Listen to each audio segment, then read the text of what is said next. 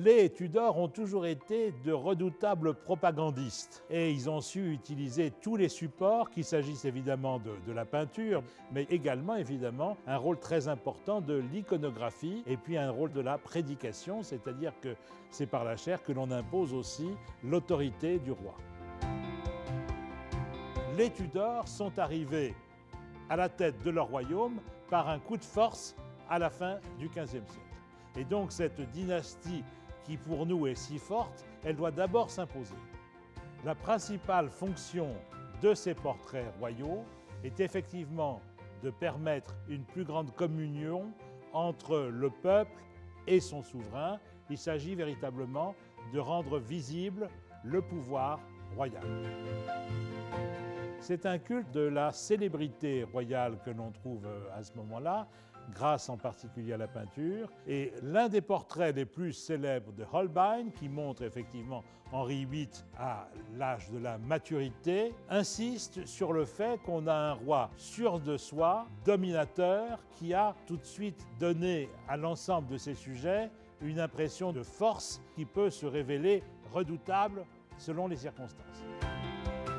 Les portraits d'Élisabeth sont très différents des portraits de son père Henri VIII, et de voir que le pouvoir est occupé par une femme, eh bien évidemment c'était une sorte de défi.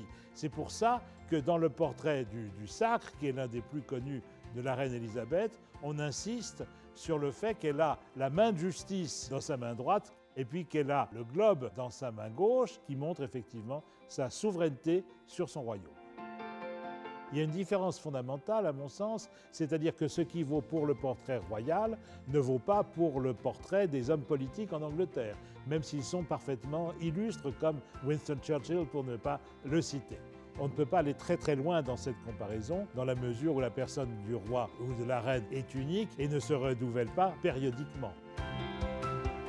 L'une des questions que l'on est en droit de se poser, est-ce qu'un certain nombre des éléments de cette propagande monarchique que nous avons notés dans le cas des Tudors, est-ce que certains de ces éléments vont se retrouver dans d'autres régimes, y compris pourquoi pas dans notre République ?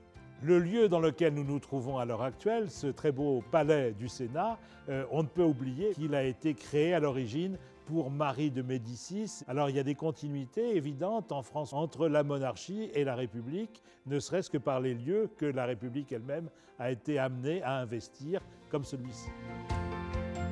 Ce portrait d'Élisabeth, c'est un portrait tardif et on voit effectivement une Élisabeth qui ne vieillit jamais.